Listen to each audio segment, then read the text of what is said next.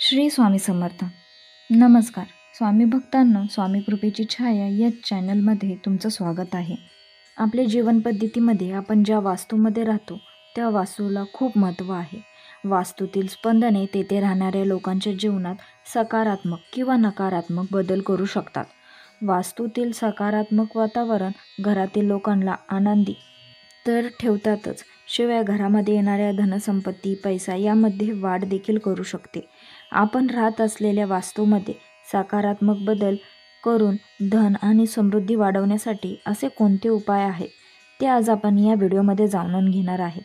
तर व्हिडिओ सुरू करण्यापूर्वी जर तुम्ही चॅनलवर नवीन असाल तर सबस्क्राईब करायला विसरू नका आणि व्हिडिओ आवडल्यास नक्कीच व्हिडिओ लाईक करा आणि शेअर करा.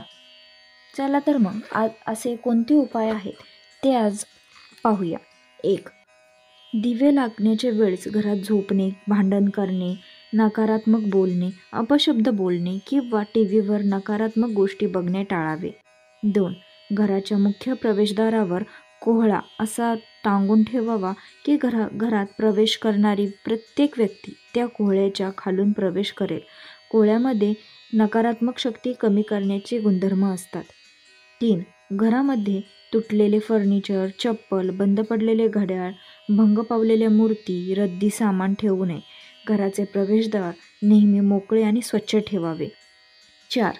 घरातील सर्वात जास्त नकारात्मक निर्माण करणारी ठिकाणे, उदाहरणार्थ शौचालय, बेसिन आणि किचनच्या ओट्याचे सिंक रोज आंघोळीच्या आधी स्वच्छ करून घ्यावे. घरातील स्वच्छतागृहासाठी वेगळी चप्पल ठेवावी.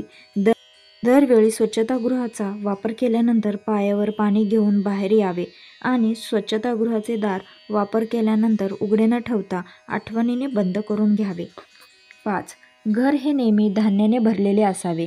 घरामध्ये लागणाऱ्या वस्तू, किराणा सामान व धान्य हे किमान 15 दिवसाचे किंवा महिन्याचे भरून ठेवावे. आज आणायचे आणि आजच खायचे असे करू नये. 6. दिवे लागणीला घरातील सर्व दारे, खिडक्या उघड्या ठेवाव्यात आणि घरात हनुमान चालीसा लावावी. 7. रोज किमान 1 माळ कुलदेवतेचा आणि गुरुचा नामस्मरणाचा जप करावा. देवघरातील देवीला लक्ष्मी म्हणून हळद आणि कुंकू लावावे. 8. घराच्या आग्नेय कोपऱ्यात मोरपीस लावल्याने घराच्या उत्पन्नात वाढ होते, तसेच घरात अचानक कोणतीही पीडा येत नाही. 9. श्री गणेशाची मूर्ती किंवा फोटो घराच्या उत्तर, पूर्व किंवा ईशान्य दिशेला ठेवावी. यामुळे घरात सकारात्मक ऊर्जा येते. 10. उत्तर दिशेला तोंड करून जेवल्याने घरात धनसंपत्तीचे आगमन होते. घरातील मुख्य सदस्याने नेहमी उत्तर दिशेला तोंड करून जेवावे. 11. एकाच देवतेच्या मूर्ती एकमेकांसमोर ठेवू नयेत.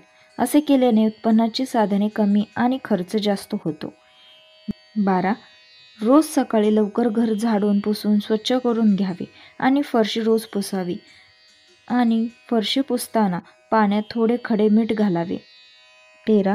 दर 15 दिवसाला घरातील जाळे स्वच्छ करून घ्यावेत.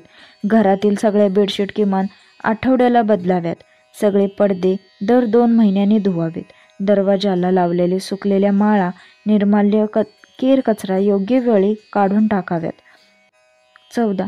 घरामध्ये मोकळी हवा आणि सूर्यप्रकाश येऊ द्यावा. घर सतत बंदिस्त ठेवू नये. 15. घराचा आग्नेय कोपरा म्हणजेच दक्षिण पूर्व दिशेला रोज सायंकाळी कापूर जाळल्याने आर्थिक समृद्धी कायम राहते. 16. घरातील उत्तर दिशेला निळा अथवा पिवळा रंग द्यावा. घरातील पूर्व, उत्तर या दिशांना मोकळी जागा असावी. त्यामुळे सकारात्मक लहरी घरांमध्ये कोणताही अडथळा न येता घरामध्ये भरपूर धनसंपत्ती प्रवेश करते. पाण्यात ठेवलेले धातूचे कासव, बुद्धांची मूर्ती किंवा गणपतीचे बसलेली मूर्ती घराला स्थिरता देते, तसेच घरात सकारात्मक वातावरण निर्माण करतात. 18. घराच्या प्रवेशद्वाराला उंबरठा जरूर असावा. प्रवेशद्वाराजवळ तुळस किंवा एखादे फुलाचे झाड असावे. अशी झाडे सकारात्मक स्पंदने पकडून ती घराकडे प्रस्थापित करतात. 19. घराच्या सभोवती मन प्रसन्न करणारी फुलझाडे जरूर लावावीत. तसेच मुख्य प्रवेशद्वाराशी एक तुळशीचे रोप लावावे. 20. घराचा उंबरठा पुसून स्वच्छ करून घ्यावा आणि दारात लक्ष्मीचे पावले, स्वस्तिक किंवा जय श्रीराम लिहून रांगोळी काढावी. 21. आपल्या घरी आलेल्या कोणत्याही व्यक्तीस नाराज करून किंवा अपमानित करून पाठवू नये. 22. दर महिन्याला पगार मिळाल्यानंतर किंवा एखादी रक्कम मिळाल्यावर ती आधी देवासमोर ठेवून हळद कुंकू वाहावे. त्यातील 100 रुपये तरी देवाजवळच राहतील अशी एका डब्यात जमा करावेत. 4-6 महिन्यांनी या रकमेचे गरिबाला अन्नदान करावे. 23. घरामध्ये सगळे सण वार प्रथेप्रमाणे साजरी करावेत. कुलधर्म कुलाचार करत राहावे. 24. वास्तूनुसार जर घरात दक्षिण दिशेला औषधी ठेवली जात असतील तर कुटुंबातील सदस्य छोट्या आजारात सुद्धा औषध घेणे योग्य समजतात. यासाठी दक्षिण दिशेला औषधं ठेवू नये. 25. घरातील एखादा नळ गळत असणे हे हळूहळू वित्तीय हानी होत असल्याचे लक्षण आहे. त्यामुळे घरातील सर्व नळांची काटेकोर तपासणी करून पाणी गळत असेल तर ताबडतोब दुरुस्त करून घ्यावे. व्हिडिओ आवडला असेल तर नक्कीच व्हिडिओला लाईक करा आणि शेअर करायला विसरू नका. धन्यवाद. श्री स्वामी समर्थ.